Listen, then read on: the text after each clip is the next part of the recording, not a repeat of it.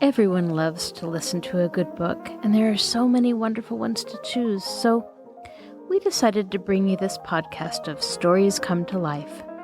Each episode features a story from either classic or modern literature, especially chosen to be interesting and exciting to hear. So sit back, relax, and listen to this story come to life. Welcome to Stories Come to Life. I am your host, Kathryn Lopez Luker. Here is Stave 2 of A Christmas Carol by Charles Dickens, as read by my father, Kenneth Luker. In this episode, Scrooge meets the first of the three spirits, the ghost of Christmas past, specifically Scrooge's past. Now sit back, relax, and listen to this story come to life. Stave 2, the first of the three spirits. When Scrooge awoke, it was so dark that looking out of bed he could scarcely distinguish the transparent window from the opaque walls of his chamber. He was endeavoring to pierce the darkness with his ferret eyes when the chimes of a neighboring church struck the 4 quarters, so he listened for the hour. To his great astonishment, the heavy bell went on from 6 to 7 and from 7 to 8, and regularly up to 12, then stopped. 12. It was past 2 when he went to bed. The clock was wrong. An icicle must have got into the works. 12. He touched the spring of his repeater to correct this most preposterous clock. Its rapid little pulse beat 12 and stopped.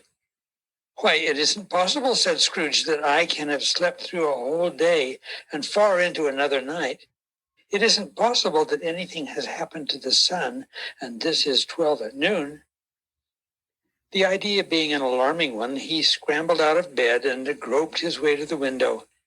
He was obliged to rub the frost off with the sleeve of his dressing gown before he could see anything, and could see very little then.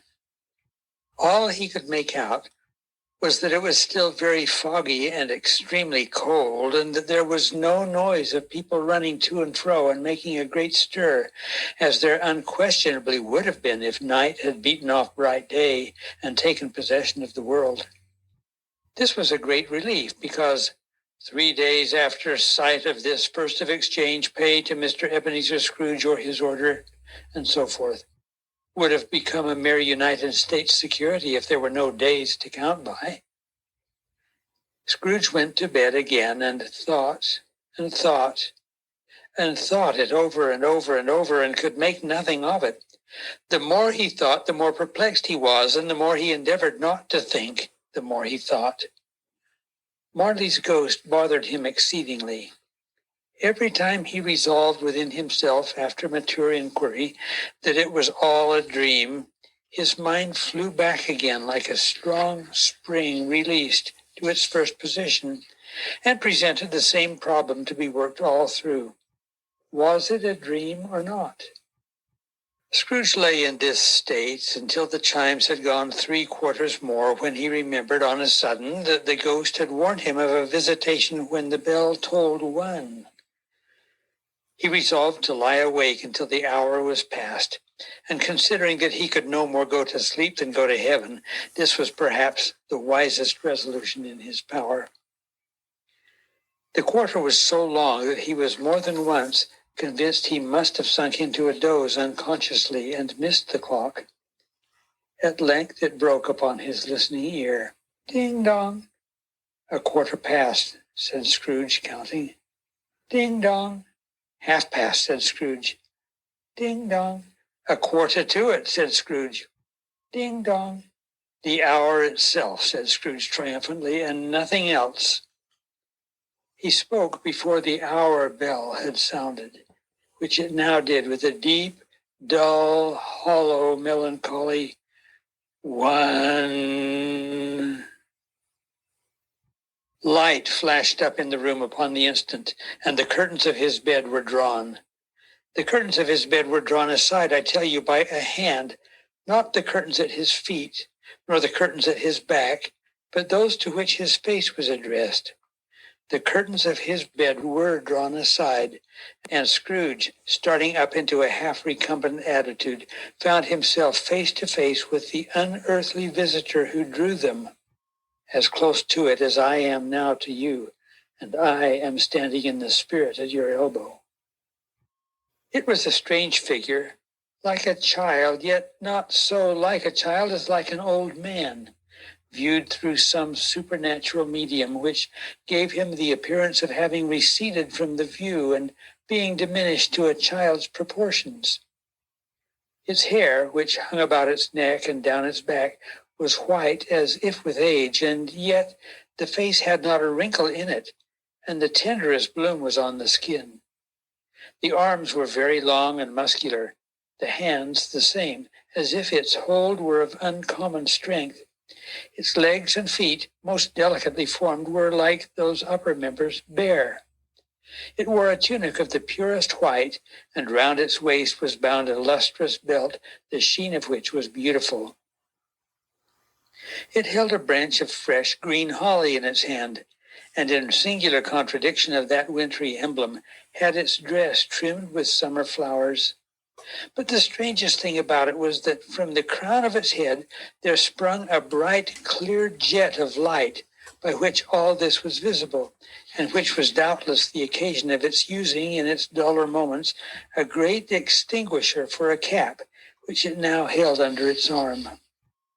Even this, though, when Scrooge looked at it with increasing steadiness, was not its strangest quality, for as its belt sparkled and glittered, now in one part and now in another, and what was light one instant at another time was dark, so the figure itself fluctuated in its distinctness, being now a thing with one arm, now with one leg, now with 20 legs, now a pair of legs without a head, now a head without a body, of which dissolving parts no outline would be visible in the dense gloom wherein they melted away. And in the very wonder of this, it would be itself again, distinct and clear as ever. "Are you the spirit, sir, whose coming was foretold to me?" asked Scrooge. "I am." The voice was soft and gentle, singularly low, as if instead of being so close behind him, it were at a distance. "Who and what are you?" Scrooge demanded. "I am the ghost of Christmas past." "Long past?" inquired Scrooge, observant of its dwarfish stature. "No, your past." Perhaps Scrooge could not have told anybody why, if anybody could have asked him, but he had a special desire to see the spirit in his cap, and begged him to be covered. "What?" exclaimed the ghost. "Would you so soon put out with worldly hands the light I give? Is it not enough that you are one of those whose passions made this cap, and force me through whole trains of years to wear it low upon my brow?" Scrooge reverently disclaimed all intentions to offend, or any knowledge of having wilfully bonneted the spirit at any period of his life. He then made bold to inquire what business brought him there. "Your welfare," said the ghost. Scrooge expressed himself much obliged, but could not help thinking that a night of unbroken rest would have been more conducive to that end. The spirit must have heard him thinking, for it said immediately, "Your reclamation, then. Take heed." It put out its strong hand as it spoke and clasped him gently by the arm. "Rise and walk with me." It would have been in vain for Scrooge to plead that the weather and the hour were not adapted to pedestrian purposes, that bed was warm, and the thermometer a long way below freezing, that he was clad but lightly in his slippers, dressing gown, and nightcap, and that he had a cold upon him at that time. The grasp, though gentle as a woman's hand, was not to be resisted. He rose, but finding that the spirit made towards the window, clasped its robe in supplication. "I am a mortal," Scrooge remonstrated, "and liable to fall." "Bear but a touch of my hand, there," said the spirit, laying it upon his heart, "and you shall be upheld in more than this." As the words were spoken, they passed through the wall and stood upon an open country road with fields on either hand. The city had entirely vanished. Not a vestige of it was to be seen. The darkness and the mist had vanished with it, for it was a clear, cold winter day with snow upon the ground. "Good heaven," said Scrooge, clasping his hands together as he looked about him.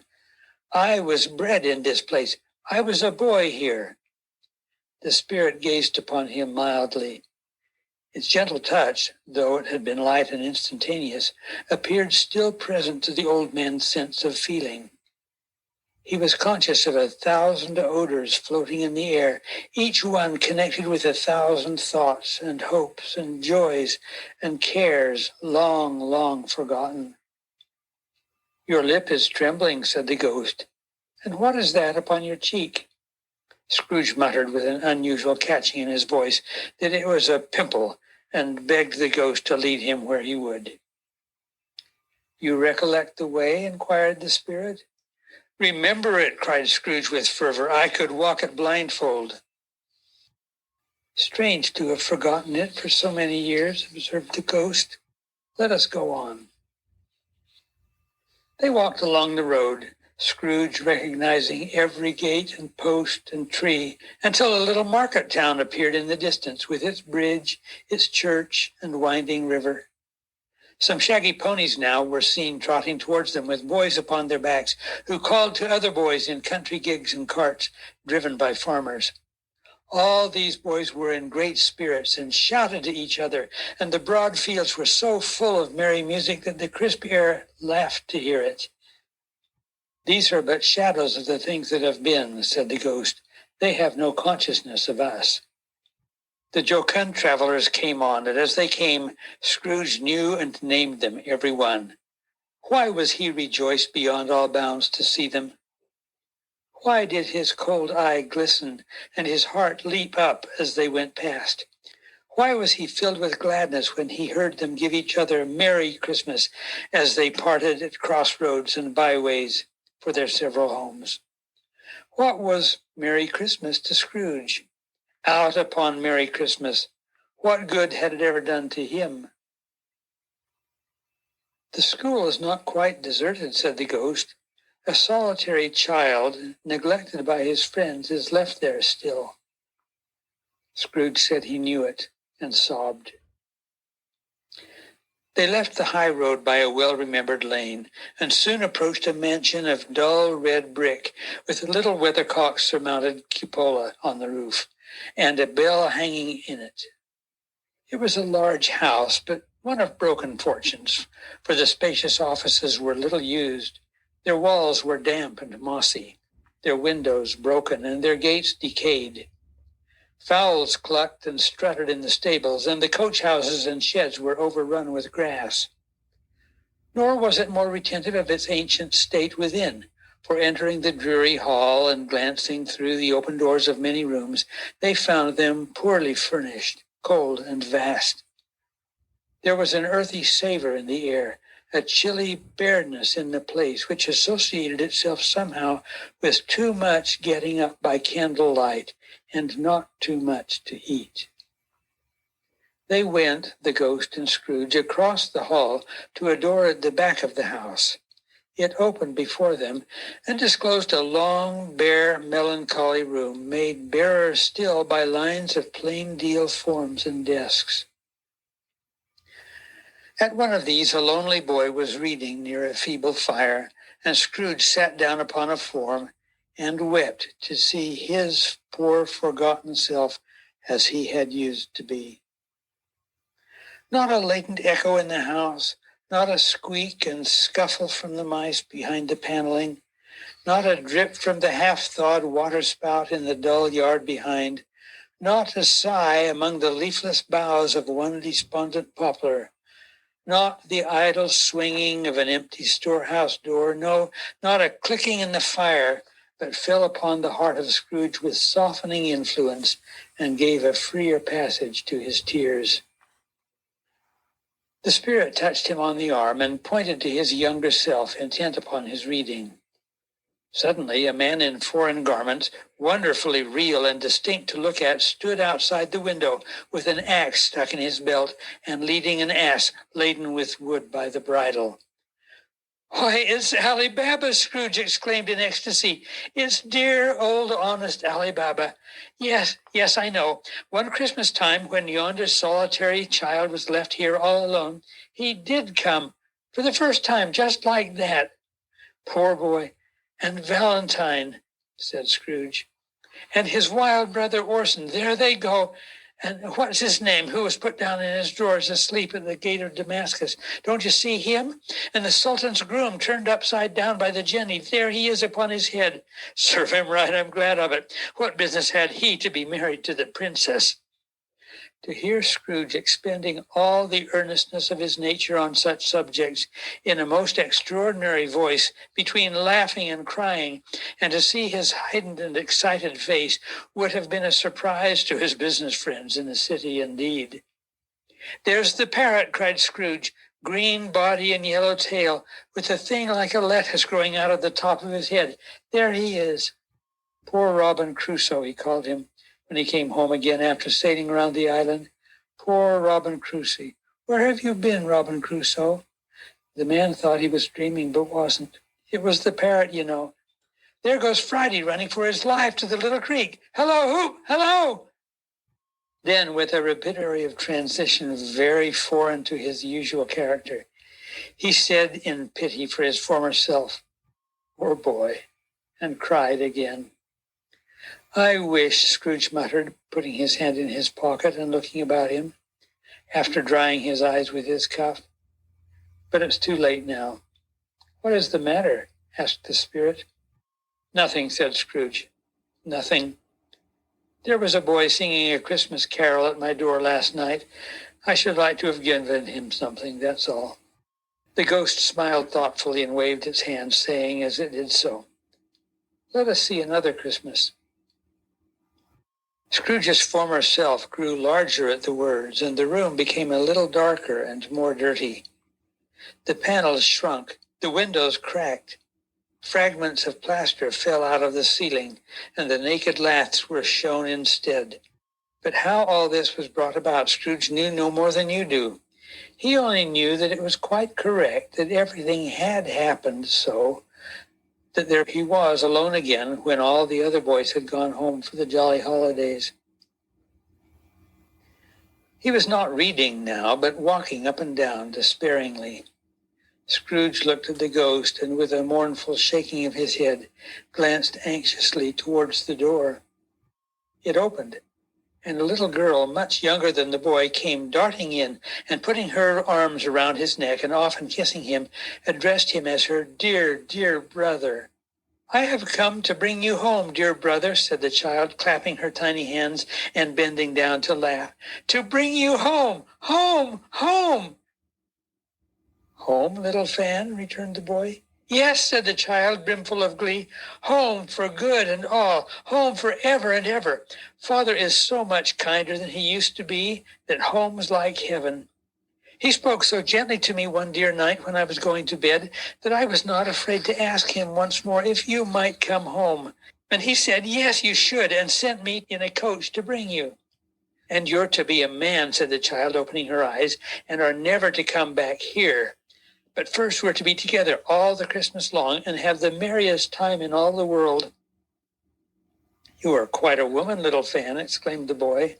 She clapped her hands and laughed and tried to touch his head, but being too little, laughed again and stood on tiptoe to embrace him.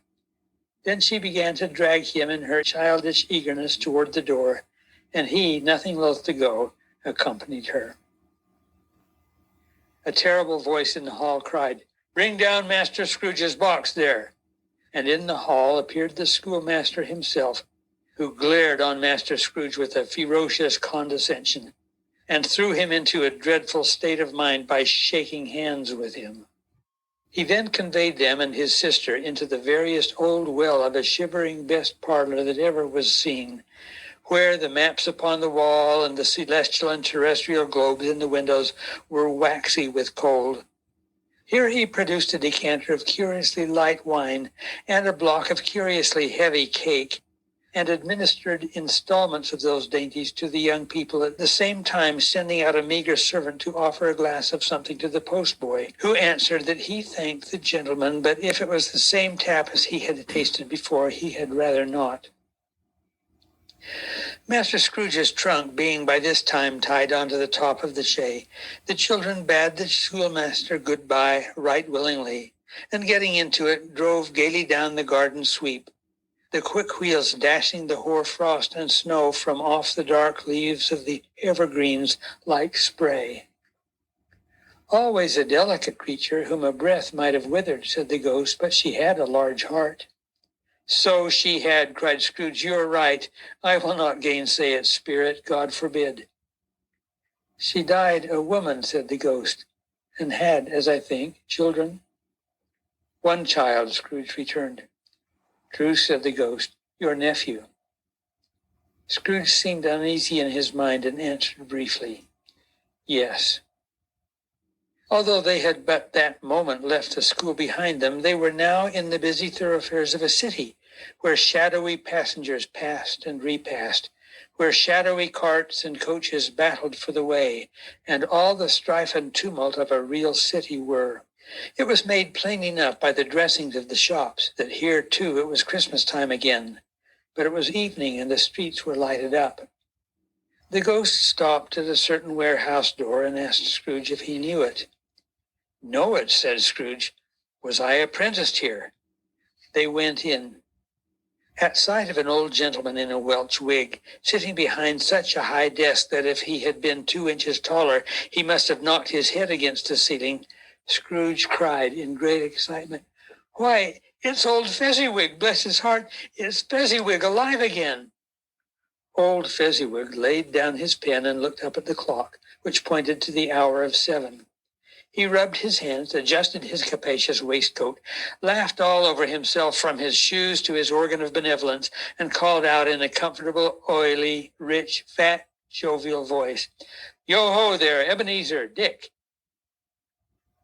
Scrooge's former self, now grown a young man, came briskly in, accompanied by his fellow apprentice. Dick Wilkins, to be sure, said Scrooge to the ghost. Bless me, yes, there he is. He was very much attached to me, was Dick.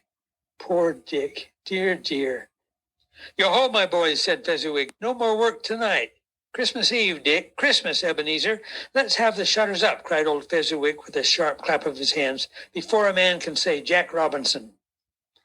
You wouldn't believe how fast those two fellows went at it.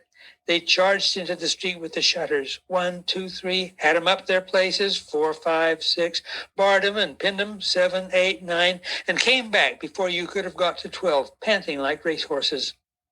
Hidey-ho, cried old Fezziwig, skipping down from the high desk with wonderful agility. Clear away, my lads, and let's have lots of room here. Hilly-ho, Dick. Cheer up, Ebenezer. Clear away. There was nothing they wouldn't have cleared away, or couldn't have cleared away with old Fezziwig looking on.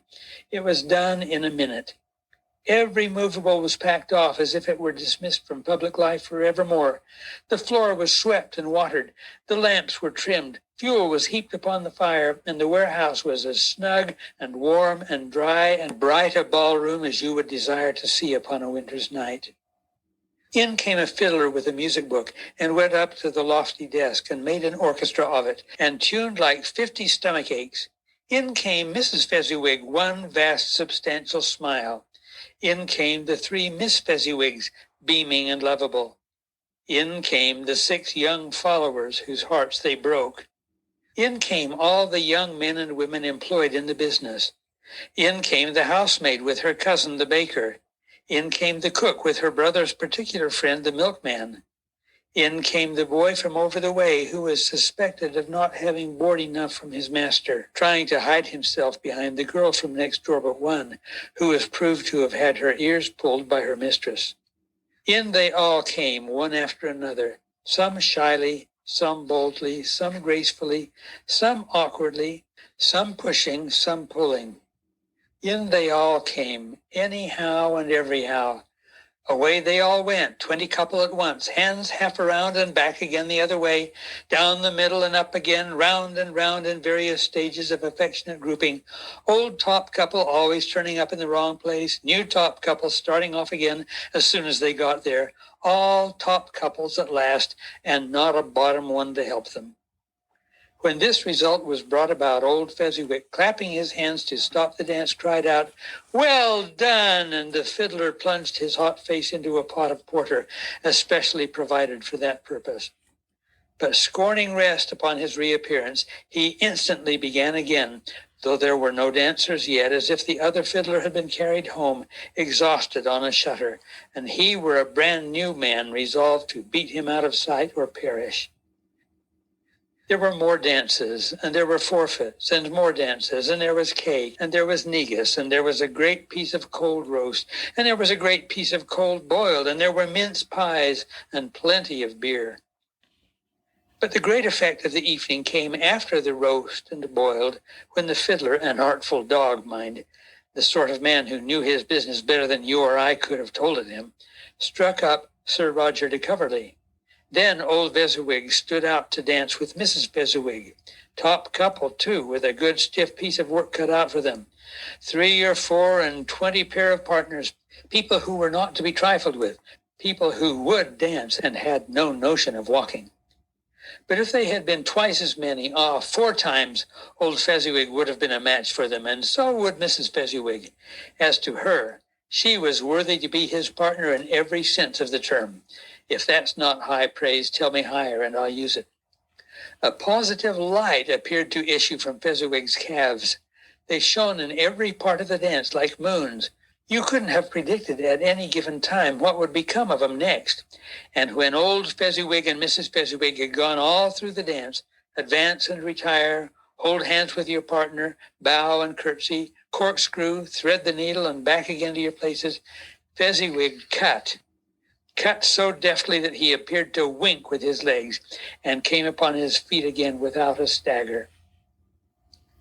When the clock struck 11, this domestic ball broke up.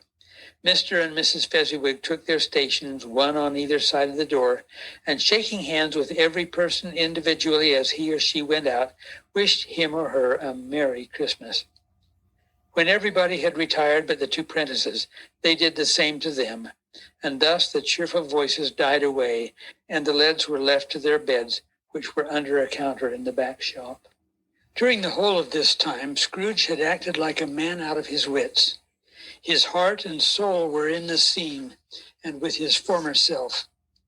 He corroborated everything, remembered everything, enjoyed everything, and underwent the strangest agitation. It was not until now, when the bright faces of his former self and Dick were turned from them, that he remembered the ghost and became conscious that it was looking full upon him, while the light upon its head burnt very clear. "A small matter," said the ghost, "to make these silly folks so full of gratitude." "Small," echoed Scrooge. The spirit signed to him to listen to the 2 apprentices, who were pouring out their hearts in praise of Fezziwig, and when he had done so, said, "Why, is it not? He has spent but a few pounds of your mortal money, 3 or 4 perhaps. Is that so much that he deserves this praise?" "It isn't that," said Scrooge, heated by the remark, and speaking unconsciously like his former self, not his latter self. "It isn't that, spirit. He has the power to render us happy or unhappy, to make our service light or burdensome, a pleasure or a toil. Say that his power lies in words and looks, in things so slight and insignificant that it is impossible to add and count them up. What then? The happiness he gives is quite as great as if it cost a fortune." He felt the spirit's glance and stopped. "What is the matter?" asked the ghost. "Nothing particular," said Scrooge. "Something, I think," the ghost insisted. "No," said Scrooge, "no.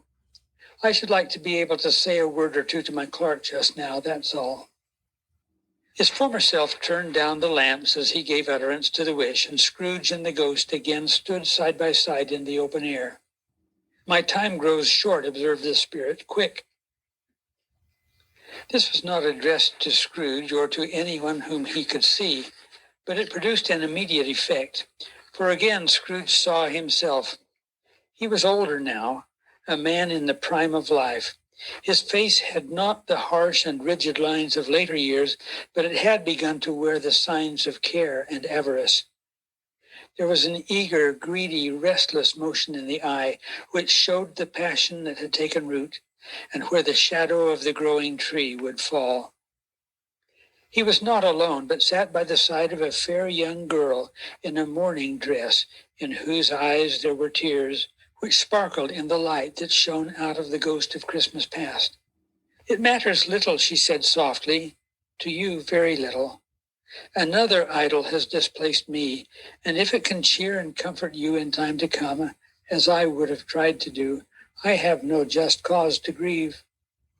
"What idol has displaced you?" he rejoined. "A golden one." "This is the even-handed dealing of the world," he said. "There is nothing on which it is so hard as poverty, and there is nothing it professes to condemn with such severity as the pursuit of wealth." "You fear the world too much," she answered gently. "All your other hopes have merged into the hope of being beyond the chance of its sordid reproach. You have seen your nobler aspirations fall off one by one, until the master passion, gain, engrosses you. Have I not?" "What then?" he retorted. "Even if I have grown so much wiser, what then? I am not changed towards you." She shook her head. "Am I?" "Our contract is an old one. It was made when we were both poor and content to be so, until in good season we could improve our worldly fortune by our patient industry. You are changed. When it was made, you were another man." "I was a boy," he said impatiently. "Your own feeling tells you that you were not what you are," she returned. "I am. That which promised happiness when we were one in heart is fraught with misery now that we are two. How often and how keenly I have thought of this, I will not say. It is enough that I have thought of it and can release you. Have I ever sought release? In words? No, never. In what then? In a changed nature, in an altered spirit, in another atmosphere of life, another hope as its great end. In everything that made my love of any worth or value in your sight.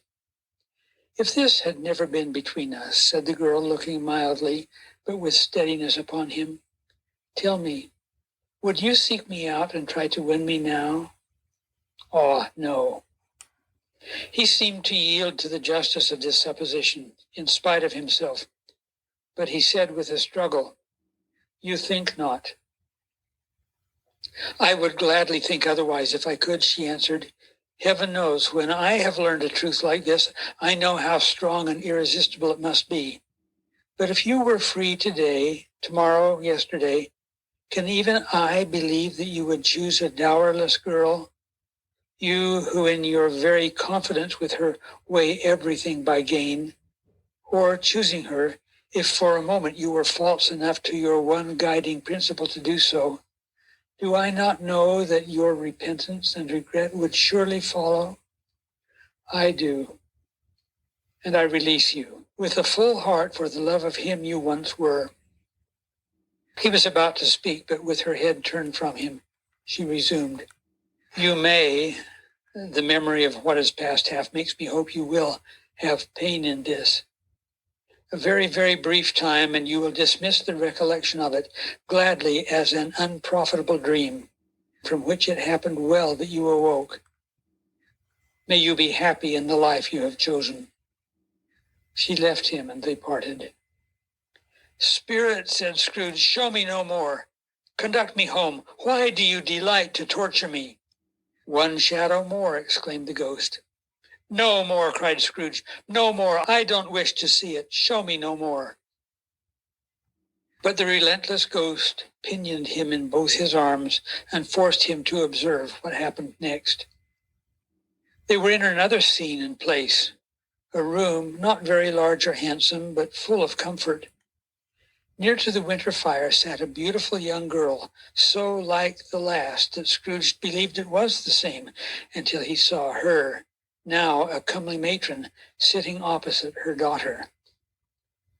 The noise in this room was perfectly tumultuous, for there were more children there than Scrooge in his agitated state of mind could count, and unlike the celebrated herd in the poem, they were not 40 children conducting themselves like one, but every child was conducting itself like 40.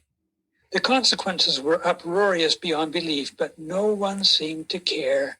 On the contrary, the mother and daughter laughed heartily and enjoyed it very much, and the latter, soon beginning to mingle in the sports, got pillaged by the young brigands most ruthlessly. What would I not have given to be one of them? Though I never could have been so rude. No, I wouldn't, for the wealth of all the world, have crushed that braided hair and torn it down. And for the precious little shoe, I wouldn't have plucked it off, God bless my soul, to save my life. As to measuring her waist in sport as they did, bold young brood, I couldn't have done it. I should have expected my arm to have grown round it for a punishment and never come straight again. And yet I should have dearly liked, I own, to have touched her lips, to have questioned her that she might have opened them, to have looked upon the lashes of her downcast eyes and never raised a blush, to have let loose waves of hair, an inch of which would be a keepsake beyond price. In short, I should have liked, I do confess, to have had the lightest license of a child, and yet been man enough to know its value. But now a knocking at the door was heard, and such a rush immediately ensued that she, with laughing face and plundered dress, was borne towards it, the center of a flushed and boisterous group, just in time to greet the father, who came home attended by a man laden with Christmas joys and presents. Then the shouting and the struggling and the onslaught that was made on the defenseless porter, the scaling him with chairs for ladders to dive into his pockets, despoil him of brown paper parcels, hold on tight by his cravat, hug him round the neck, pummel his back, and kick his legs in irrepressible affection. The shouts of wonder and delight with which the development of every package was received, the terrible announcement that the baby had been taken in the act of putting a doll's frying pan into his mouth and was more than suspected of having swallowed a fictitious turkey glued on a wooden platter. The immense relief of finding this a false alarm, the joy and gratitude and ecstasy, they are all indescribable alike. It is enough that by degrees the children and their emotions got out of the parlor and by one stair at a time up to the top of the house, where they went to bed, and so subsided. And now Scrooge looked on more attentively than ever, when the master of the house, having his daughter leaning fondly on him, sat down with her and her mother at his own fireside. And when he thought that such another creature, quite as graceful and as full of promise, might have called him father, and been a springtime in the haggard winter of his life, his sight grew very dim indeed. "Belle," said the husband, turning to his wife with a smile, "I saw an old friend of yours this afternoon." "Who was it?" "Guess." "How can I?" "Tut, don't I know," she added in the same breath, laughing as he laughed. "Mr. Scrooge." Mr. Scrooge it was. I passed his office window, and as it was not shut up, and he had a candle inside, I could scarcely help seeing him. His partner lies upon the point of death, I hear, and there he sat alone, quite alone in the world, I do believe. "Spirit," said Scrooge in a broken voice, "remove me from this place." "I told you these were shadows of the things that have been," said the ghost. "That they are what they are, do not blame me." "Remove me," Scrooge exclaimed. "I cannot bear it." He turned upon the ghost, and seeing that it looked upon him with a face in which in some strange way there were fragments of all the faces it had shown him, wrestled with it. "Leave me, take me back, haunt me no longer." In the struggle, if that can be called a struggle, in which the ghost, with no visible resistance on its own part, was undisturbed by any effort of its adversary, Scrooge observed that its light was burning high and bright, and dimly connecting that with its influence over him, he seized the extinguisher cap, and by a sudden action pressed it down upon its head. The spirit dropped beneath it, so that the extinguisher covered its whole form. But though Scrooge pressed it down with all his force, he could not hide the light which streamed from under it in an unbroken flood upon the ground. He was conscious of being exhausted and overcome by an irresistible drowsiness, and further, of being in his own bedroom. He gave the cap a parting squeeze in which his hand relaxed, and had barely time to reel to bed before he sank into a heavy sleep. This is your host, Kathryn Lopez Luker. Thank you for joining us for this episode of Stories Come to Life. Be sure to join us next time when we continue to listen to A Christmas Carol by Charles Dickens, as read by my father, Kenneth Luker. We'll talk to you again soon.